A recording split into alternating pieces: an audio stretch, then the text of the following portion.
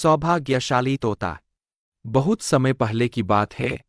एक छोटे से गांव के पास एक सुंदर जंगल था।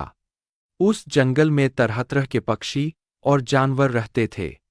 उन्हीं पक्षियों में एक अनोखा तोता भी रहता था, जिसका नाम चिरकू था। चिरकू को लोग सौभाग्यशाली तोता के नाम से जानते थे, क्योंकि जहां भी वह जाता, वहां कोई न कोई चमत्कार हो जाता या किसी की किस्मत बदल जाती।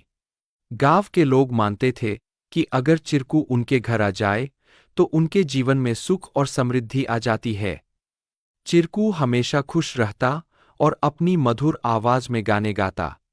लोग उसे फल और अनाज खिलाते और उसकी भलाई की कामना करते थे। चिरकू भी गांव के लोगों से बहुत प्यार करता था और जहां भी जाता, खुशियां बांटता।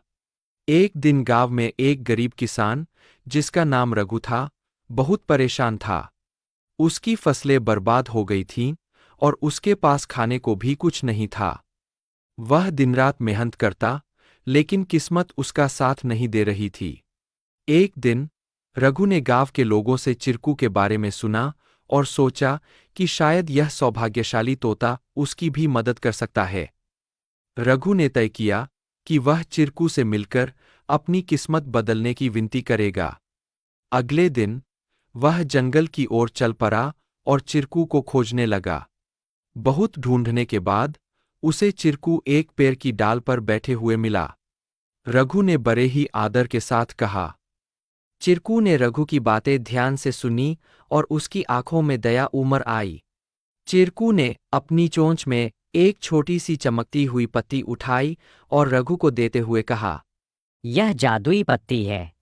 इसे अपनी जेब में रख लो और जब तुम अपने खेत में काम करने जाओ तो यह पत्ती तुम्हारी किस्मत बदल देगी। रघु ने धन्यवाद कहा और वह पत्ती लेकर अपने घर लौट आया। अगले दिन वह अपने खेत में काम करने के लिए गया। जैसे ही उसने खेत में जुताई शुरू की, अचानक से बारिश होने लगी। उसकी सूखी जमीन हरी भरी हो गई और थोड़े ही समय में उसकी फसलें लहलहा उठीं। रघु की मेहनत सफल हुई और उसकी किस्मत सच में बदल गई। अब रघु के पास भरपूर अनाज था और वह फिर से खुशहाल जीवन जीने लगा। उसने गांव के लोगों को चिरकू की बुद्धिमानी और उसके द्वारा दी गई जादुई पत्ती के बारे में बताया।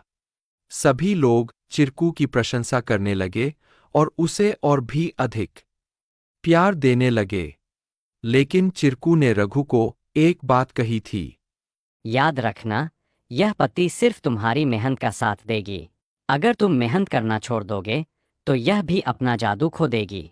रघु ने चिरकू की बात समझ ली और कड़ी मेहनत जारी रखी। धीरे धीरे उसकी स्थिति पहले से बहुत बेहतर हो गई। वह गांव के सबसे सफल किसानों में से एक बन गया, लेकिन उसने कभी यह नहीं भूला कि उसकी सफलता में चिरकू और उसकी मेहनत का कितना बड़ा हाथ था। कहानी से सीख। इस कहानी से हमें यह सीख मिलती है कि किस्मत भी उन्हीं का साथ देती है जो खुद मेहनत करते हैं। सौभाग्य और अवसर तभी काम आते हैं जब हम अपने प्रयासों से उन्हें सही दिशा देते हैं।